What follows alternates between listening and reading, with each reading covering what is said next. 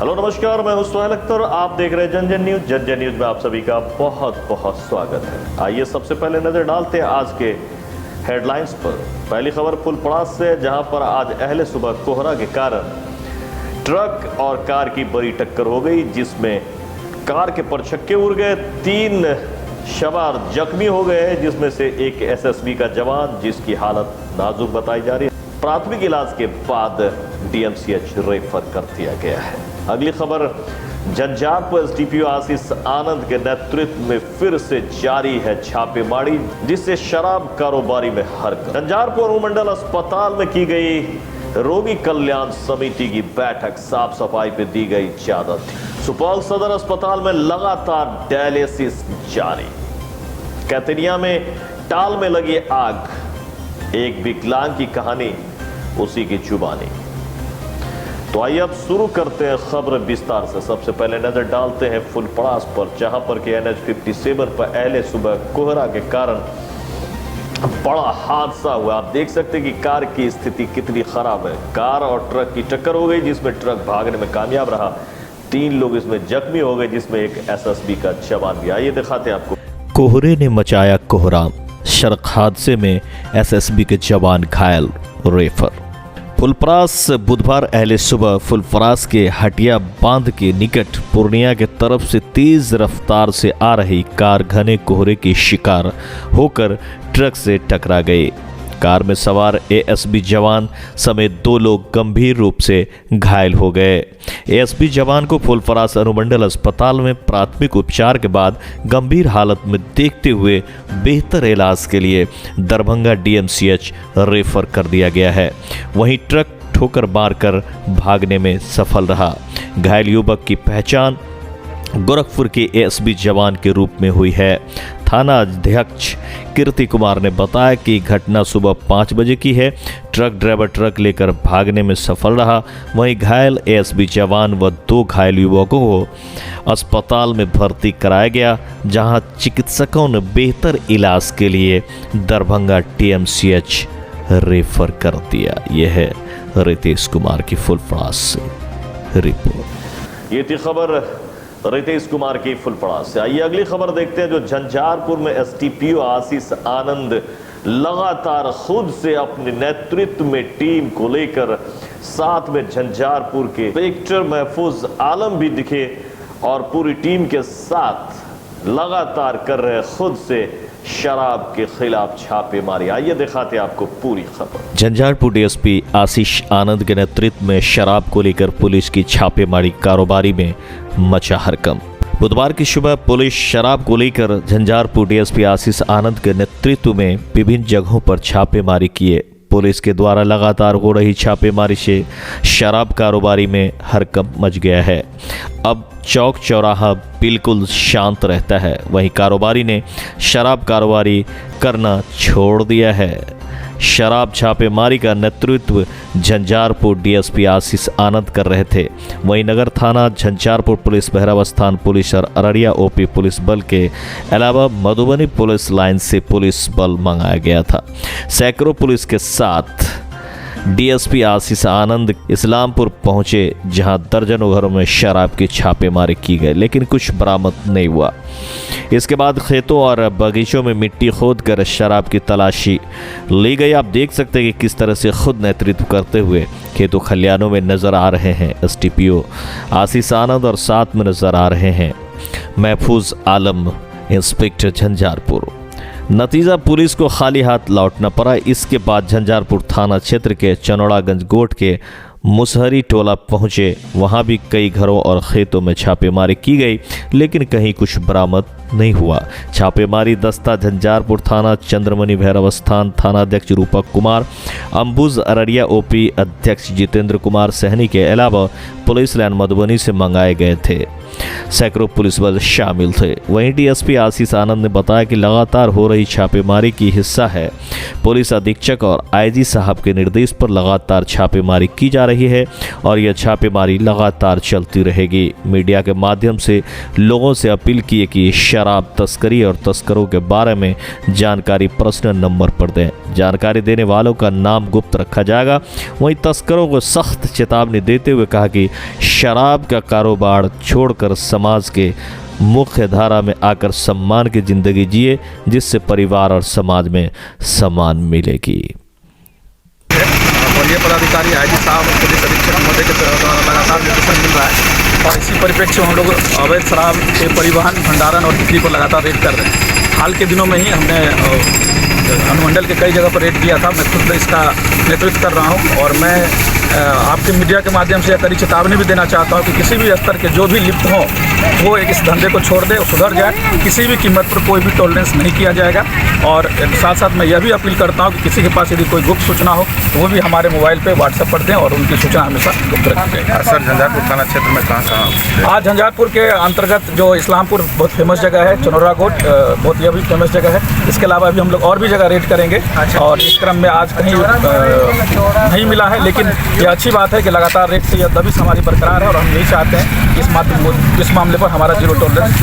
इस जगह को चिन्हित करने का कारण पिछले दिनों मिली शराब की क्या? जी बिल्कुल, और कहीं ना कहीं से हमारे पास इन्फॉर्मेशन आ रहा है, लोगों का यह विश्वास बढ़ रहा है झंझारपुर पुलिस के प्रति और लोग खुद ब खुद इनपुट हमारे पास दे रहे हैं। इसलिए हम इस पर खुद मैं इसका नेतृत्व करता हूं और ये अच्छी बात है कि पब्लिक इसमें खुद पार्टिसिपेट कर रही है। पुलिस का अभियान बता रहा है कि 20-21 क्लीन।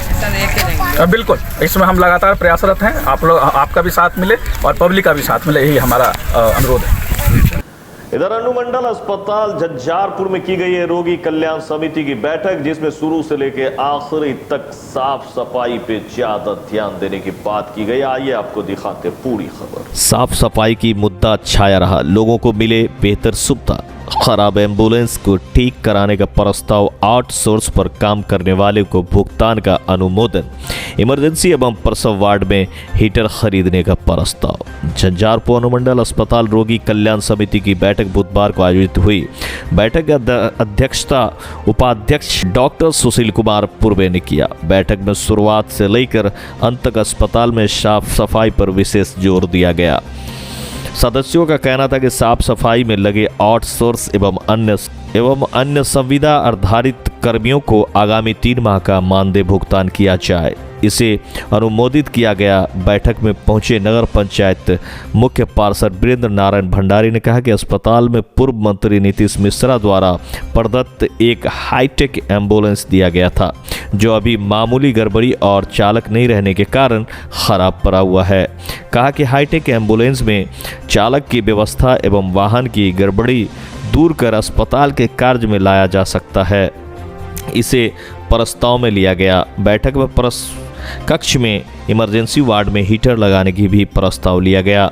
अस्पताल की बाहरी परिसर में विभिन्न जगहों पर फॉग लाइट लगाने, दवा डिस्प्ले, रेडियम बोर्ड लगाने, इमरजेंसी रिप्रेशन आउट के पीछे फ्रेमिंग कार्य करवाने आदि कई प्रकार के विकासात्मक निर्णय लिए गए।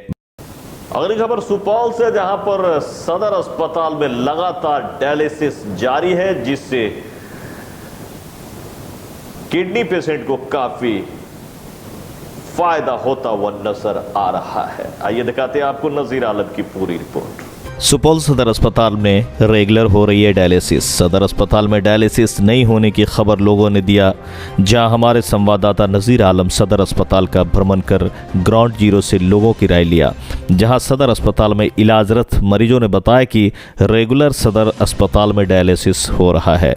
वहीं मरीजों ने बताया कि सदर अस्पताल में डायलिसिस की सुविधा होने से कम खर्च में निपटा जा रहा है।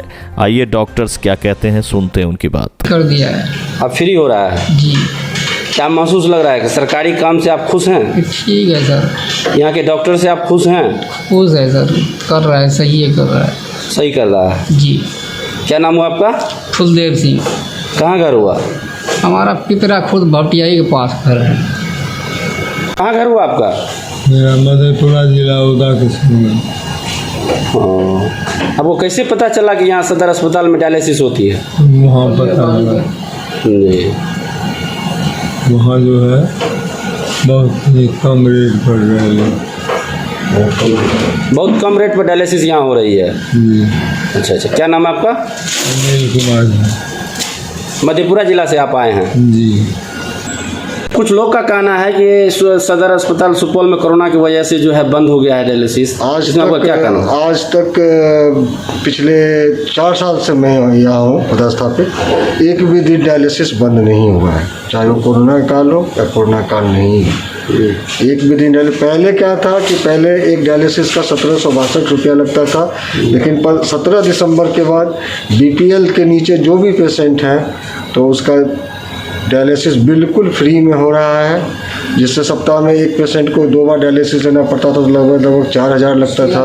महीना का 20,000 22,000 का बचत गरीबी रेखा से नीचे तो जो भी लोग डायलिसिस करवा रहे हैं उनको हो रहा है। ये बिहार सरकार के हेल्थ स्वास्थ्य विभाग और अपोलो डायलिसिस के द्वारा ये संस्था जो है ये चल रहा है। जनता को कुछ सर नया साल का संदेश भी देंगे जो कि जनता को लगे कि हमको जो सुविधा मिल रही है? जनता को यही कहेंगे कि अगर किसी को किडनी की किसी तरह की बीमारी है और उन्हें डायलिसिस की ज़रूरत है तो वो यहाँ पहुँचे, निसंकोच पहुँचे और उनका अच्छा से सेवा किया जाएगा। और मोस्टली तो हम लोग फ्री ही कर रहे हैं, जिनका भी बीपीएल कार्ड नहीं है उनको हम बोल रहे हैं कि आप बीपीएल कार्ड जल्दी से बनवाइए। जैसे मेरे एक पीछे पेशेंट है, उनका नहीं है तो हम बोल रहे हैं कि बनवाइए, जिससे आपको कुछ न कुछ राहत मिलेगा।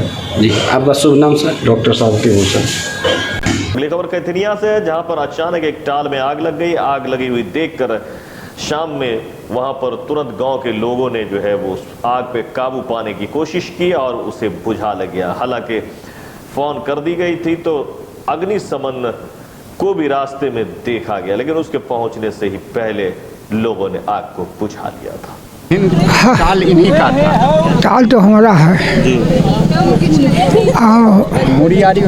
हमको आग लगली कोना से हम देखलिए नहीं, लेकिन आग लागल छे नीचा से, जड़ से नीचा से लागल छे, ऊपर से नहीं लागल छे।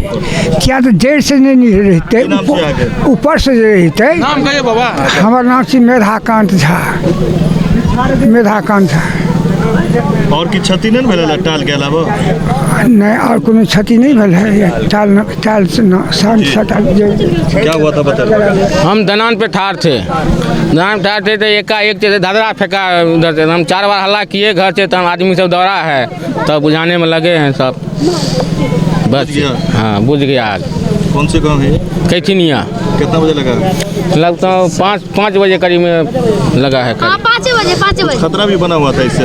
नहीं, हाँ, ये बिजली तार हो सकता है, बिजली तार से हाँ चरचरा रहा था यहाँ पे।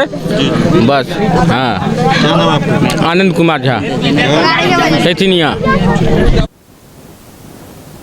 आखिरी खबर सुपौल से है, जहां पर एक विकलांग अपनी कहानी सुना रहे हैं, जिनका कहना है कि हमें कोई देखने वाला नहीं। अचानक उनकी टांग जो है वो ट्रेन से कट गई थी और उसके बाद उसको सरकारी कोष से सहायता मिला था और एक रिक्शा मिला था, चलाने का हाथ वाला साइकिल मिला था, जिसको वो चलाकर अपनी दिनचर्या का काम कर लिया करता था। लेकिन खराब होने के बाद अब उसे कोई देखने वाला नहीं है, उसे वो ठीक नहीं कर पा रहा है। लगा रहा है बार बार ऑफिसों में आकर के गुहार। आइए आपको सुनाते हैं उसकी कहानी, उसी की जुबानी।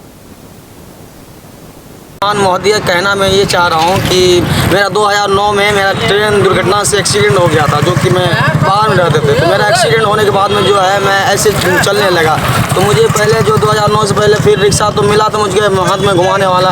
फिर मेरा रिक्शा जो 3 साल 2.5 साल चलाया, टूट गया, टूट फूट गया। कितना चंदा करके मैंने बनाया, उसको बना के टूट गया तो मैं छोड़ दिया। फिर आया, मैंने एप्लीकेशन लगाया यहाँ पर जिला में, बोला कि अभी तुझको महीना में गाड़ी चाहिए, नहीं दिया मेरे को, रिक्शा नहीं दिया, ना स्कूटी दिया। वहाँ पर से ब्लॉक में भी एप्लीकेशन लगा।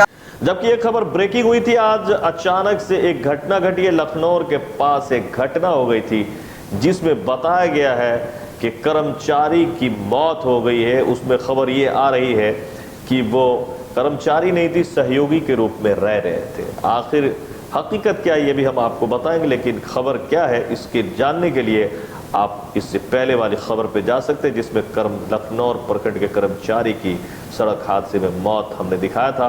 जानकारी की कमी से वहां के लोगों ने यह जानकारी दिया कि वो कर्मचारी थे लखनऊ प्रखंड के, जबकि बताया जा रहा है कि वो कर्मचारी नहीं थे, सहयोगी थे, बहुत सहयोग किया करते थे।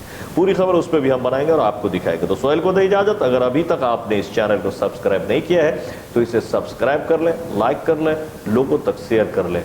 और अगर आपको किसी तरह की विज्ञापन देनी हो या फिर शुभकामना देनी हो 1 जनवरी की, तो आप हमसे कांटेक्ट कर सकते हैं 9934802700 पर। तो सोहेल को दे इजाजत। नमस्कार।